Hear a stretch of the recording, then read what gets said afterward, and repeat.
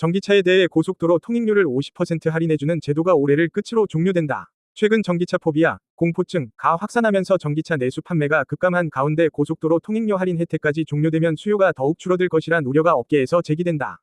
28일 관계부처와 업계에 따르면 전기차와 수소차에 대한 고속도로 통행료 할인제도 일몰기한 만료가 2달 앞으로 다가왔지만 기간 연장과 관련한 절차가 전혀 진행되지 않고 있다.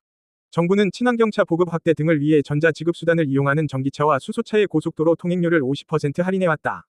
통행료 할인제도는 2022년 말 종료될 예정이었으나 정부는 이를 올해 말까지 2년 연장한 바 있다.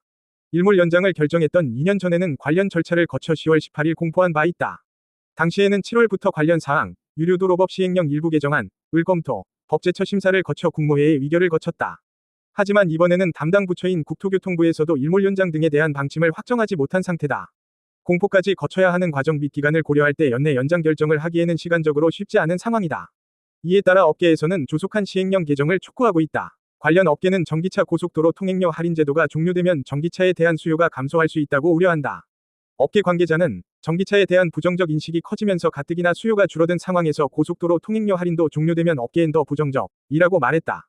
특히 영업용으로 전기 화물차 등을 이용하는 운전자들은 타격이 더 크다. 김성태 전기차 사용자협 회장은 정부가 전기차 판매를 유도하면서 최근 화물차나 택시 가운데서도 전기차 비율이 높아졌다며 영업용 차들의 통행료는 생계가 달린 문제라고 강조했다. 더구나 정부가 대기질 개선을 위해 올해부터 택배, 통학 차량 용도의 경유차를 신규 등록하는 것을 금지했다. 이에 경유 화물차가 단종되면서 1톤 화물차는 LPG와 전기차 모델만 남게 됐다. 차종 선택의 폭이 줄어든 상황에서 전기차의 혜택을 축소하면 더 큰 영향을 받게 된다. 현재 정부는 전기차 판매량 급감으로 구매 보조금을 연말까지 일시적으로 상향하는 방안도 검토 중이다. 5,500만 원 미만의 전기차에 대해 최대 650만 원의 보조금을 제공해왔는데 보조금을 추가 지급하거나 제조사가 차량 가격을 할인하면 그에 맞춰 보조금을 더 얹어주는 방식을 검토 중인 것으로 알려졌다. 이런 상황에 전기차 고속도로 통행료 정책은 반대로 가고 있는 셈이다. 고속도로 통행료 할인 제도가 종료되는 것에 대한 일반 전기차 이용자들의 불만도 커지고 있다. 김 회장은 전기차 사용자들은 전기차를 구매한 이유 1위로 경제성을 꼽는다. 유류비는 물론이고 통행료 할인을 받을 수 있기 때문에 전기차를 선택하는 이유가 크다며 고속도로 통행료 혜택이 사라지는 건 전기차가 더 팔리지 않는 결정적 이유가 될 것이라고 말했다. 정부는 업계와 전기차 사용자들의 여론을 고려해 전기차에 대한 고속도로 통행료 할인 연장 여부를 검토하겠다는 입장이다.